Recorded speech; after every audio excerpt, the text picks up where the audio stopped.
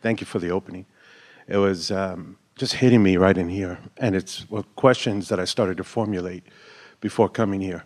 And it was really something I wanted to get to know, like who I was, how I can manage my vibrations more, and really use this connection to source. I've been having experiences over the last couple of months that have given me the opportunity to really see where I've been able to move vibrations, see my thoughts clearer, but at times I still get stuck. And I want to be able to use more of the processes or get through the negativity quicker. Like right now I'm going through an instance at work where I'm dealing with someone who wants to leave that we've been working with. And now hear those words. I'm dealing with an instance where, and of course it seems prudent to focus upon where you are. We're just wanting to remind you that doing that continues the practice of that vibration. Right. And we know for sure that you've launched rockets that so far you're not talking about. In other words, there is clarity about what you want, but your words so far, that's all right, it's logical, it's human, are more about what you don't want, for sake of bringing someone else up down to speed. You see what we're getting at? Yeah, very clearly. So we do want to hear your story, but we also want to point that out. You don't want to give too much airtime to something that you're dealing with. Usually people don't say, I'm dealing with the greatest bout of clarity that I have ever had in my life. Abraham, I'm dealing with abundance like I've never seen before. You usually don't use the word dealing unless it's a challenge. And a challenge is resistance. Kind of don't want to talk about it now, do you? No. Not at all. Well, what is it that you do want? What has this experience highlighted for you? What is in your vortex now in a clearer way, in your vibrational reality? What is in the vibrational version that you're not quite yet letting yourself realize? You're not quite in the receptive mode, so you don't quite know what to do. But what is it that is vibrationally over there? What is it that you desire as a result of this wonderful, no sarcasm there, wonderful life experience that is causing expansion for you? Yeah, well, that's exactly how I'm holding it. And there's, like, underneath, I know that everything is working out for me. And I know that this is really positive and going. So did you hear that distinction? Underneath, not out here where I can see it. It wasn't there yet. Underneath all this crap is some good stuff. True. So more emphasis on the good stuff and less emphasis on the underneath. Yeah. Continue.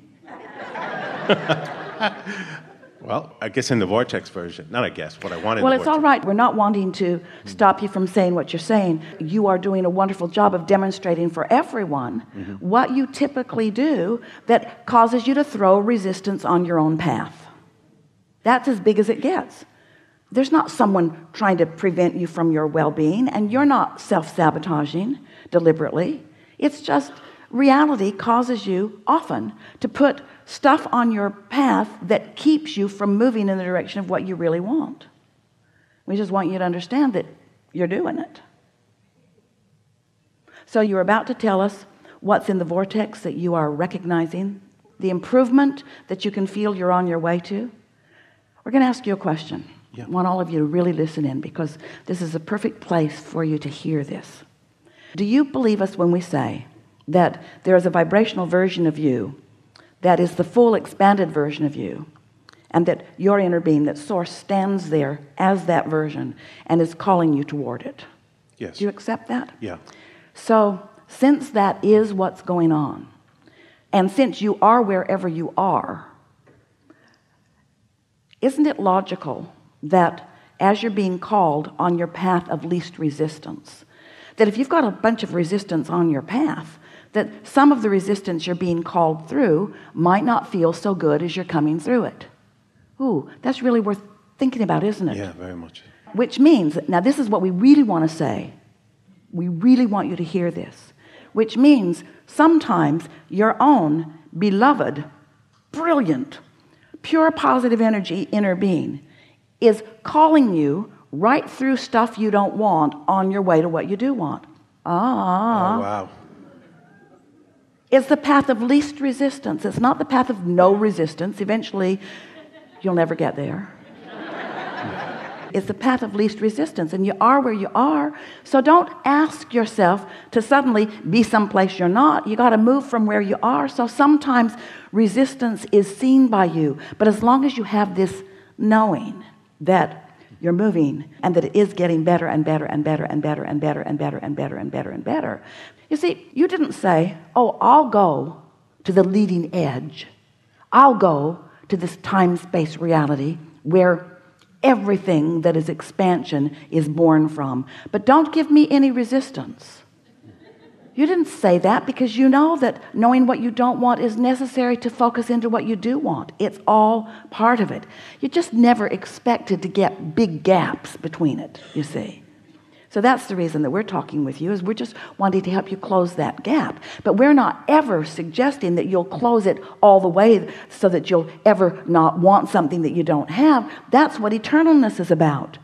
That's what expansion is all about. There's always got to be something that causes you to focus with greater clarity. Yes? Yeah. So now that's happened to you. Talk about that and feel the fun of your path opening up as inspiration. That's what that receptive mode is. So before we go further in this conversation, and we want to demonstrate for you what the process is of creating reality. Don't you sort of kind of want to know that? Yeah. How is reality created? Because, Abraham, you say that we are vibrational. It doesn't seem all that vibrational to us. There are textures and flesh, blood, and bones around, and there's substance, and there's gravity, and there are spaces, and I'm perceiving life so vividly here. This feels like reality, and we say, it is reality. It's your receiving of reality. It's your perceiving of reality. So let's start with this vibrational reality, this vortex version that you have been adding to all of the days of this life and even before.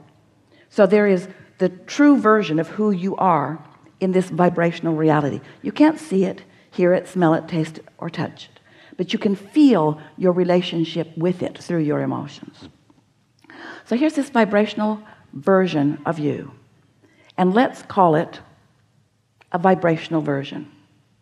It's a vibration. Now, some of you have been so kind to listen to us through all of the years of our rampages as we've taken you through You Create Your Own Reality, to upstream, downstream, to get into the vortex. And when we wrote a book, a really good book, about the vortex, many of you came to the place where you said, Abraham, I accept that my abundance is in the vortex, but how do I get it out of the vortex and into the bank? And so we say, by being in the receptive mode, but here is a vibration that you have to perceive. So here's this vibration, and you are somewhere in relationship with it. So let's say you've been feeling good. You went to bed, you got up, you didn't get focused upon things that have gone wrong yet. So you're still tuned in, tapped in, turned on. The momentum of your vibration stopped while you slept, and so you're feeling pretty good. Maybe you even brushed your teeth and had something to eat and meditated for a while, so you're in a high-flying, good-feeling place. And so you are in close vibrational proximity to the vibration of your inner being. And because you are in close vibrational proximity to your inner being, you receive an idea. You're in the receptive mode, and an idea comes. And when it does, you feel positive emotion about it. That's vibration turning into a thought. That's vibration turning into a thought. In other words, that's creation beginning to manifest. Now, as you hold that thought, you believe that thought, you like that thought, you focus on that thought, you practice that thought, you make that thought your own.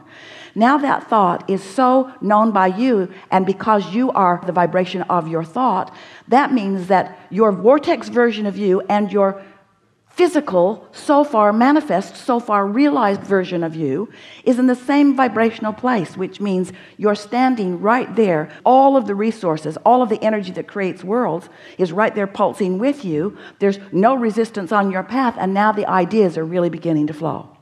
Another idea, a rendezvous. In other words, this vibration turns to an idea and an emotion. The idea and emotion come so close at the same time that you can't even tell which came first. Thought came first, emotion immediately there.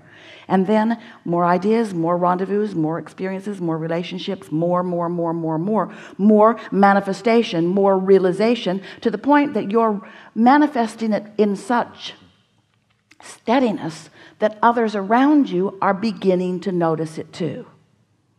So the conditions start showing up because you have allowed the vibration to become the condition of your desire.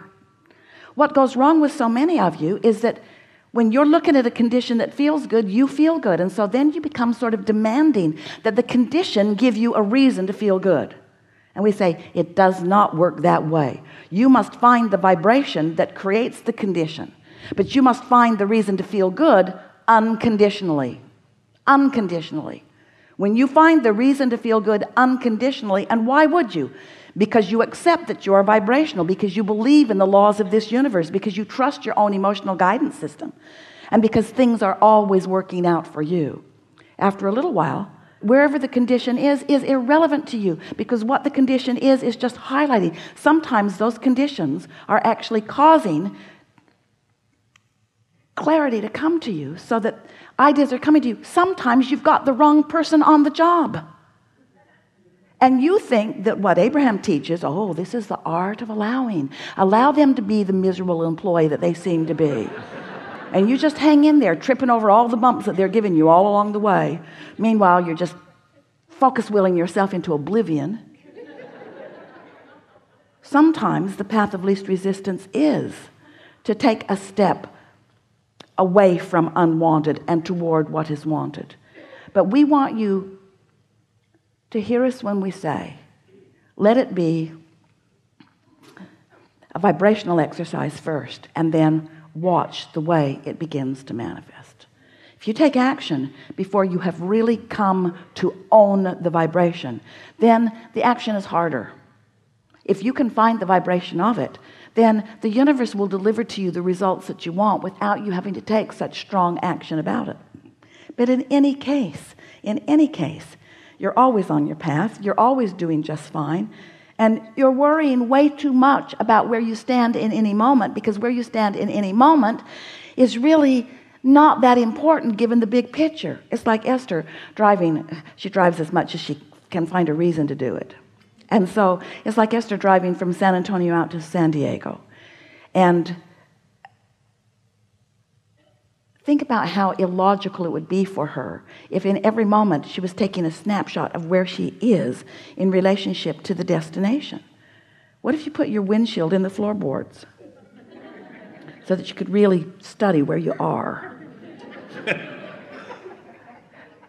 You don't even think too much about where you are now. Cactus. Now. You don't do that. You can feel your on your wayness to something elseness, can't you? You can feel that.